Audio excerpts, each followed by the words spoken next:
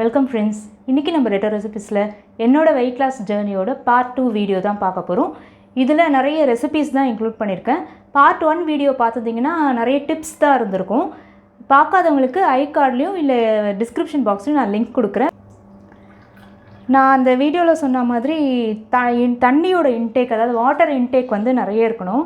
இப்போ வந்து சம்மர் அப்படின்றதுனால ஈஸியாக நம்ம மேனேஜ் பண்ணலாம். நமக்கே தண்ணி நிறைய குடிக்கிற மாதிரி இருக்கும்.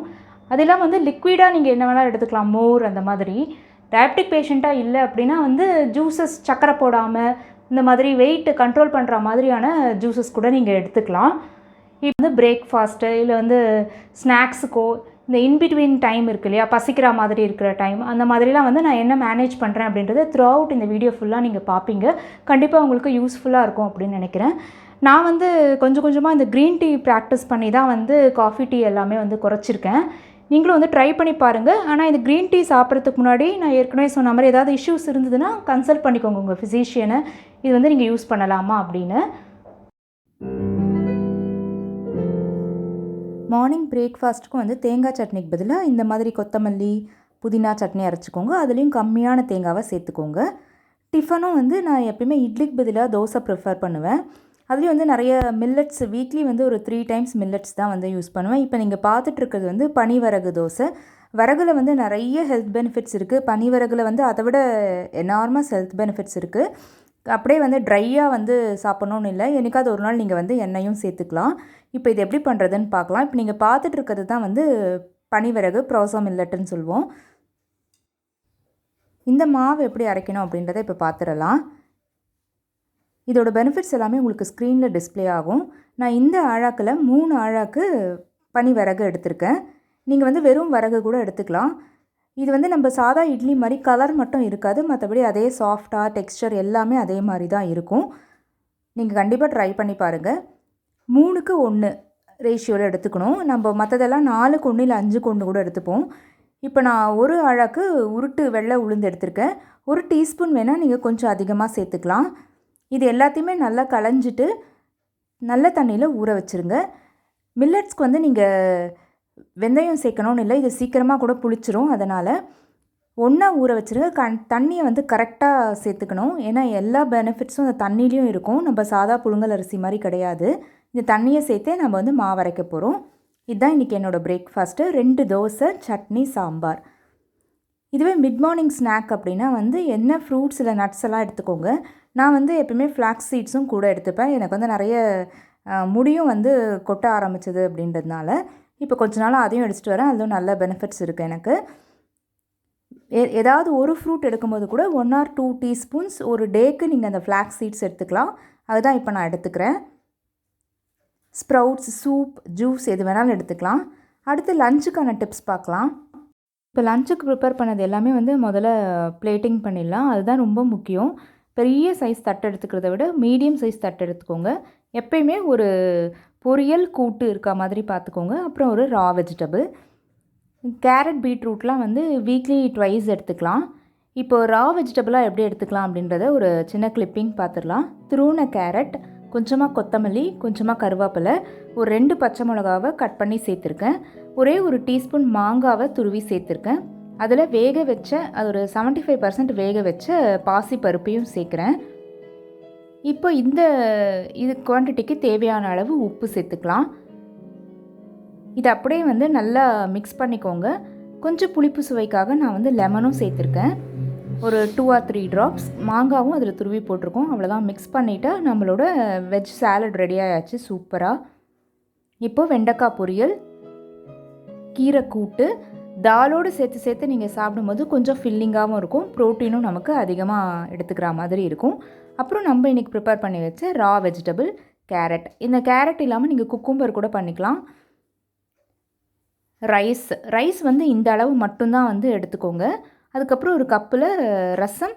அதே மாதிரி இப்போ சம்மர்ன்றதுனால மோர், தயிருக்கு பதிலாக அந்த மோர் எடுத்துக்கோங்க. இதில் நீங்கள் சாதம் பதிலாக மற்றது எல்லாத்தையுமே 2 ரிப்பீட் பண்ணிக்கலாம். நைட்டு டின்னர் வந்து நீங்கள் டிஃபன் தான் சாப்பிட்றீங்க அப்படின்னா அதுக்கு இந்த மாதிரியான கிரேவிஸ் என்றைக்காவது ப்ரிப்பேர் பண்ணுறீங்க அப்படின்னா அதில் வந்து நிறைய கேஷ்நட்ஸ் யூஸ் பண்ணுறதுக்கு பதிலாக எப்பயுமே வந்து ஒரு 10லேருந்து 15 கேஷ்யூ நட்ஸ் நம்ம வந்து அதில் சேர்த்து அந்த கன்சிஸ்டன்சி வர்றதுக்காக பண்ணுவோம். அதுக்கு பதிலாக கொஞ்சம் ஹெல்த்தியாக நம்ம அதே அமௌண்ட் வந்து பாதாம் சேர்த்துக்கலாம். சேர்த்து அதே மாதிரி அரைச்சி நீங்கள் வந்து கிரேவி பண்ணிக்கலாம். ஒரு சின்ன வேரியேஷன் தான். அதே மாதிரி வெஜிடபிள்ஸ் இருந்தால் அதை நிறைய சேர்த்துக்கோங்க. பொட்டேட்டோ கிரேவி அந்த மாதிரி வந்து பண்ணுறதுக்கு பதிலாக நான் வந்து இன்றைக்கி சோயா தான் சேர்த்துருக்கேன். இதுவும் ரொம்ப ஹெல்த்தியான ஒரு வேரியேஷன் தான். இப்போ சப்பாத்தியும் வந்து கோதுமையே பண்ணுறதுக்கு பதிலாக இந்த மாதிரி கம்பு மாவில் அடை கூட பண்ணிக்கலாம். இன்றைக்கி நான் எடுத்திருக்க அளவு வந்து 1 கப் அளவுக்கு கம்பு மாவு எடுத்திருக்கேன். நிறைய ஹெல்த் பெனிஃபிட்ஸ் இந்த கம்பில் இருக்குது. வெறும் கூழாகவும் களியாகவும் இல்லாமல் இந்த மாதிரியும் வந்து நீங்கள் டின்னர் கூட யூஸ் பண்ணிக்கலாம். 2 சாப்பிடும்போதே உங்களுக்கு ஃபில்லிங்காக இருக்கும். ஆஸ்மா பேஷண்ட்ஸ், B12 டெஃபிஷியன்சி இருக்கவங்க எல்லாருமே இதை வந்து சூப்பராக யூஸ் பண்ணலாம். நல்ல ஹெல்த் பெனிஃபிட்ஸ் இருக்கும். இப்போ இந்த மாவில் தேவையான அளவு உப்பு, கொஞ்சமாக வந்து வெங்காயம், முடிஞ்ச வரைக்கும் எல்லாத்துலேயுமே வந்து வெஜிடபிள்ஸ் சேர்த்துக்கோங்க. நான் ஒரு கைப்பிடி அளவுக்கு நறுக்கின முட்டைகோஸ் சேர்த்துருக்கேன். க்ரீன்ஸும் அதே மாதிரி சேர்த்துக்கோங்க. கொத்தமல்லி, புதினா, கருவேப்பிலை எது இருக்கோ அதை சேர்த்துக்கோங்க. இப்போ இது எல்லாத்தையுமே வந்து நல்லா மிக்ஸ் பண்ணிக்கலாம். இந்த வெங்காயத்தை நல்லா அழுத்தி நீங்கள் பிசையும் போது அதோட தண்ணி எல்லாமே வந்து மாவுலேருந்து வெளியே வரணும். அந்த அளவுக்கு வந்து பிசைஞ்சிட்டு தேவையான அளவுக்கு தண்ணியை சேர்த்து நம்ம அடை மாவு அளவுக்கு வந்து கம்பு அடை செய்கிற அளவுக்கு அதை பிசைஞ்சு எடுத்துக்கலாம். இது நேரம் ஆக ஆக கட்டிப்படும். ஸோ கொஞ்சம் இலக்கமான கன்சிஸ்டன்சியில் இந்த மாதிரி கலந்துட்டு ஒரு இலை மேலேயோ இல்லை ஈர துணியிலையோ இல்லை இந்த மாதிரியான ஏதாவது பட்டர் ஷீட் இல்லை எதுவில் வேணாலும் நீங்கள் தட்டி தோசை தவாவில் போட்டு எடுத்துருங்க. ஹெல்த்தியான டின்னர் ரெடி.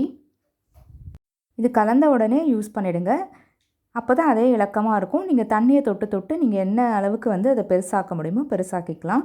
தின்னாகவும் பண்ணிக்கலாம், அதே மாதிரி திக்காகவும் செஞ்சுக்கலாம், எந்த மாதிரி வேணுமோ. ரொம்ப டேஸ்டியாக இருக்கும். இதெல்லாம் உங்களுக்கு பழக ஆரம்பிச்சிட்டிங்க அப்படின்னா இட்லி தோசையை விட இது தான் வந்து உங்களுக்கு ரொம்ப பிடிக்கிற மாதிரி இருக்கும். எவ்வளோ சூப்பராக இருக்குது பாருங்கள். கம்பு அடை டின்னருக்கு ரெடி ஆயாச்சு. ஸ்லோவாக இப்படி மில்லட்ஸ் எல்லாத்தையுமே இன்ட்ரடியூஸ் பண்ணுங்கள். டின்னர் வரைக்கும் என்னென்ன டயட்டு அப்படின்றத இன்றைக்கி பார்த்துருப்பீங்கன்னு நினைக்கிறேன். கண்டிப்பாக இது உங்களுக்கு யூஸ்ஃபுல்லாக இருக்கும். இந்த மாதிரியான ரெசிபீஸ் வந்து நீங்கள் தனியாக போடணும் அப்படின்னு நினச்சிங்கன்னா கீழே கமெண்ட் பாக்ஸில் கமெண்ட் பண்ணுங்கள். ஒரு 1 or 2 days இந்த மாதிரி டயட் ஃபாலோ பண்ணி பாருங்கள். உங்களுக்கு வந்து கஷ்டமாக இருக்கும் முதல்ல ஃபாலோ பண்ணுறதுக்கு. நம்பர் ஆஃப் டைம்ஸ் வந்து சாப்பிட்றதும் கொஞ்சம் அதிகமாக இருக்க மாதிரி இருக்கும். ஏன்னா போர்ஷன்ஸை வந்து நீங்கள் கம்மி பண்ணதுனால அது கண்ட்ரோல் பண்ண ஆரம்பிக்கும் போது ஆட்டோமேட்டிக்காக உங்களுக்கு வந்து வெயிட் ரெடியூஸ் ஆக ஆரம்பிக்கும். பட் மினிமம் 3 months ஆகும். இது ஒரு லாங் ப்ராசஸ் அப்படின்றதுனால வந்து 1 yearல உங்களுக்கு நல்ல டிஃப்ரென்ஸ் தெரியும். கண்டிப்பாக 10 kgs கிட்ட குறையிற மாதிரி இருக்கும். டயட் வந்து நீங்கள் 60% அப்படின்னா இந்த வெயிட் கண்ட்ரோல் வெயிட் லாஸ் இதில் ஜேர்னியில் 40% வந்து சின்ன சின்ன ஒர்க் அவுட்ஸ் இல்லைனா வந்து ஆக்டிவிட்டி தான். என்ன மாதிரியான ஆக்டிவிட்டீஸ் நீங்கள் வந்து ஹோம் மேக்கர்ஸாக இருந்தாலும் சரி, ஆஃபீஸ் கோயர்ஸாக இருந்தாலும் சரி, என்ன ஆக்டிவிட்டீஸ் நீங்கள் வந்து ஒரு 24 hours இன்க்ளூட் பண்ணுறீங்க அப்படின்றதும் முக்கியம். இல்லை தனியாக ஒர்க் அவுட்டுக்கு ஏதாவது வந்து டைம் ஸ்பெண்ட் பண்ணுறீங்களா அப்படின்றதும் முக்கியம். இதை பற்றி நீங்கள் நிறைய தெரிஞ்சுக்கணும் அப்படின்னாலும் கீழே கமெண்ட் பாக்ஸில் கமெண்ட் பண்ணுங்கள். அது வந்து தனி வீடியோவாக தான் போட முடியும். ஏன்னா இதுவே ரொம்ப லெங்க்த்தியாக இருக்கும்.